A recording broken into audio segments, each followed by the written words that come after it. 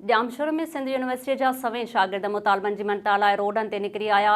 SS news जे reporter Saud ख़ासकेली मूजिब शागिर्द जिदोजहद इतिहाद तरफ़ां arts faculty खां IT डिपार्टमेंट ताईं एहतजाजी रैली कढी धरणो हयो वियो। उन मौक़े ते शागिर्द अॻवाननि जानिब वसाण, राशिद ज़रदारी, सुमेरा सोलंगी, फुरकान पंवर ऐं ॿियनि चयो आहे त बोर्ड मुतासिर इलाइक़नि जे शागिर्दनि जी फीस माफ़ करे ब्लॉक हॉस्टल मां पुलिस खे नेकाली ॾेई तुर्त स्कॉलरशिप जारी कई वञे। हुननि शागिर्दनि पारां ट्रांसपोर्ट जे भाड़नि में घटिताई, मारवी हॉस्टल मां मर्द स्टाफ खे नेकाली ॾियणु ऐं डिस्पेंसरी बहाल करण जो मुतालबो कयो।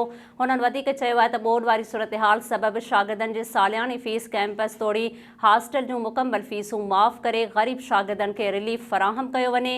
ट्रांसपोर्ट जे किरायनि में इज़ाफ़ो ख़त्म करे ट्रांसपोर्ट जो सिस्टम ऑनलाइन बणायो वञे। हुन चयो आहे त सिंध यूनिवर्सिटीअ जे मुख्य कैंपस तोड़ी हॉस्टल में वाईफाई जी सहूलियत ॾिनी वञे। कैंपस तोड़ी हॉस्टल में खाधे पीते जो मयार बहितर बणायो वञे। गर्ल्स प्रोटेक्शन काउंसिल जोड़े शागिर्दाणियुनि सां थींदड़ हरासमेंट ख़िलाफ़ सघारा क़दम बि खंया वञनि। नाज़रीन, वधीक ख़बरुनि ऐं अपडेट्स जे लाइ ॾिसंदा रहो SS न्यूज़ वेब चैनल। असांजे चैनल खे लाइक ऐं सब्सक्राइब करणु न विसारींदा।